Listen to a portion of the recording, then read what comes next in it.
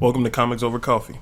Today we're going to talk about underrated Marvel villains, and specifically which one of them is my favorite. So there are a lot out there that a lot of people kind of cherish on the lower bar, I guess I could say. There are people like Vulcan, the Third Summers brother. There is Mr. Sinister. There's Taskmaster. There are a bunch of other villains that don't get the limelight as much, but people are big fans of them. One of my favorites is a fairly new guy, but he's really, really well done. I can't remember exactly what year he came out. I want to say about 3 or 4 years ago. He was first introduced to the Marvel Universe.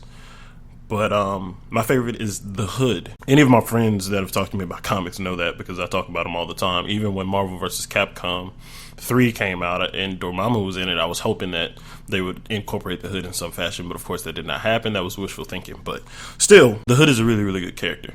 If you're not familiar, what he does is he's not super powerful on his own. In his normal form, at least. He can hold his breath to go invisible. He can glide in the air and everything. He uses 2 guns. He's just really smart. Those abilities don't sound like a lot on paper, but the way he uses them is really, really intelligent. You could definitely say he's one of the smarter villains, because one of his first tasks is to gather all of the D-lister and C-lister villains, because the way he sees it, by themselves they can't do much, and they haven't done much ever. But if they had an organized gang, they could rule, and that's what they did during his run. If you read any of them, they ran the streets. Definitely, even though his power origins are demonic, he just remained a street level villain, which was perfect for his story. Because when you really look into things and you read his solo run, which was a max explicit run, he wasn't a really, really bad guy. Everything started off by fairly honorable means. He ended up with the powers just by pure chance and used them to kind of improve the life of his family.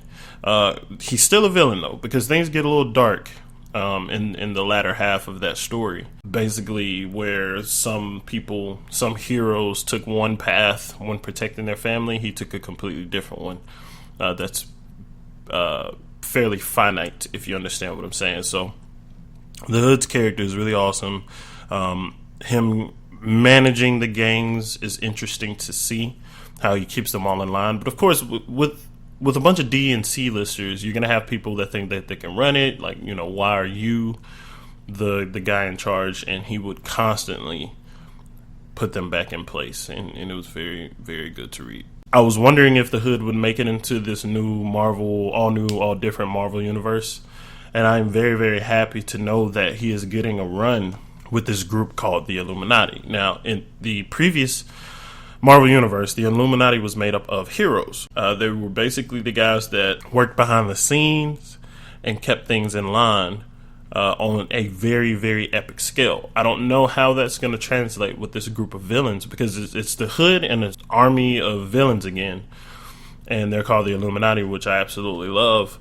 I don't think they're going to be heroes. I think they're going to continue to be evil. Matter of fact, the tag on it is forever evil. So I don't know what kind of conflicts they're going to be running into, but it's definitely going to be a good read. It's definitely going to be on my pull list going forward. So if you haven't read The Hood, please do so. You can probably hit Marvel Unlimited and read all of his old books. He was a big part of Dark Reign as well. But hit the comment section and let me know some of your underrated villains in the Marvel Universe. We'll definitely do one for DC in the future, but I'm curious to see what you all think. Like and subscribe as well. Thank you for checking out Comics Over Coffee. Peace.